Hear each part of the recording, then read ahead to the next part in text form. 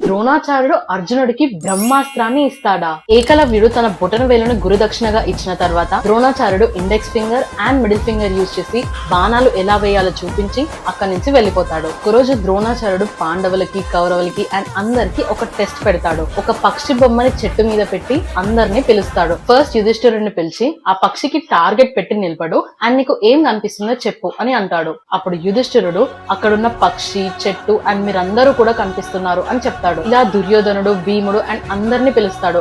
అందరినీ same question అడుగుతారు. వాళ్ళు కూడా అదే ఆన్సర్ ఇస్తారు. కానీ లాస్ట్ కి అర్జునుడిని పిలుస్తాడు. అర్జునుడిని కూడా సేమ్ క్వశ్చన్ అడుగుతాడు. అర్జునుడు మాత్రం నాకు పక్షి తల మాత్రమే కనిపిస్తుంది, మీరెవ్వరూ కనిపించట్లేరు అని అంటాడు. అర్జునుడి కాన్సన్ట్రేషన్ అండ్ ఫోకస్ చూసి ద్రోణాచార్యుడు చాలా హ్యాపీగా ఫీల్ అవుతాడు. అండ్ ఇలా కంటిన్యూ అవుతుండగా ఒక రోజు ద్రోణాచార్యుడి కాలుని ఒక ముసలి పట్టుకుంటుంది. ద్రోణుడికి ఎలా ఎస్కేప్ అవ్వాలో తెలుసు, కానీ తన శిష్యులందరినీ టెస్ట్ చేద్దామని కాపాడండి కాపాడండి అని ఫుల్ అరుస్తాడు. అక్కడున్న శిష్యులందరూ ఎవరికి ఏం చేయాలో తెలియక ఫుల్ స్టన్ అయిపోయి ఉంటారు. కానీ అర్జునుడు మాత్రమే తన బాణాలతో ముసలిని ముక్కలు ముక్కలుగా చేస్తాడు. ఇది చూసి ద్రోణాచార్యుడు చాలా హ్యాపీగా ఫీల్ అయిపోయి అర్జునుడికి బ్రహ్మాస్త్రాన్ని ఇస్తాడు.